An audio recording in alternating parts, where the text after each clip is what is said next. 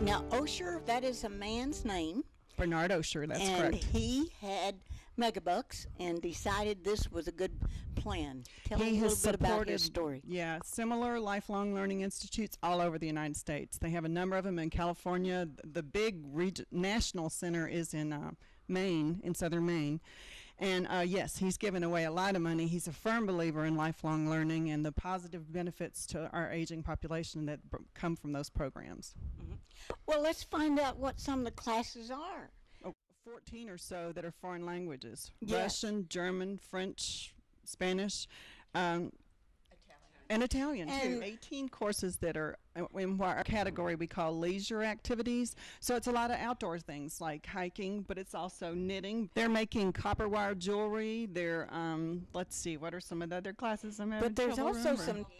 We have medieval cooking. Sounds we have terrible. line dancing. We have Zen gardens. We have, it's quite a range in the leisure activity And then a field. lot of technical courses, computer courses, and you recommend don't take more than 2 one time. They are fairly demanding in terms of the amount of information you get, and also the fact that you need to kind of go home and practice a little bit, so you don't need to take too many computer courses at the same time. And photography and history.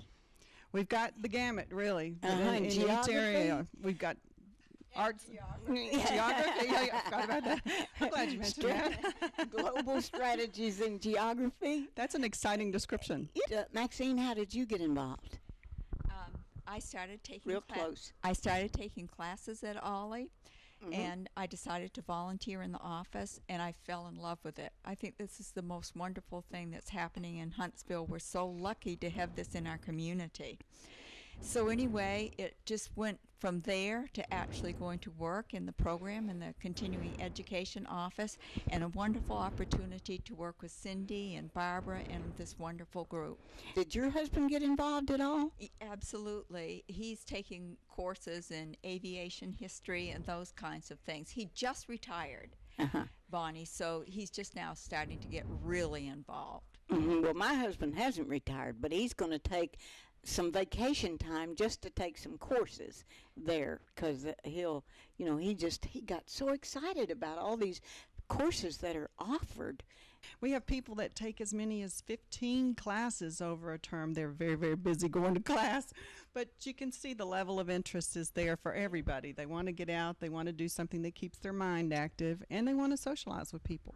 Oh, one of the fun things we did was it was kind of around Cinco de Mayo, but the Spanish classes had a special evening dinner festival. It was potluck. They all brought Mexican dishes, but they paid like $2 for the drinks in the room or something, like a very small amount of money to get into the location.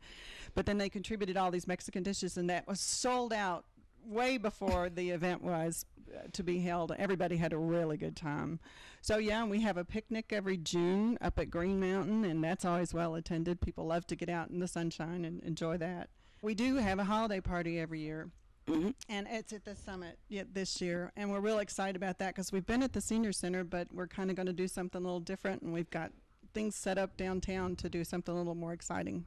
We had a group go to Alaska one year. I want to go there. I'm ready. So how do people get involved? So we have an office that is manned so that with volunteers, so people can call that office number and ask that specific question. When new members join, we also send them a volunteer form so that they can tell us what their interests are and what their background is, and kind of fit them to what our volunteer capabilities are.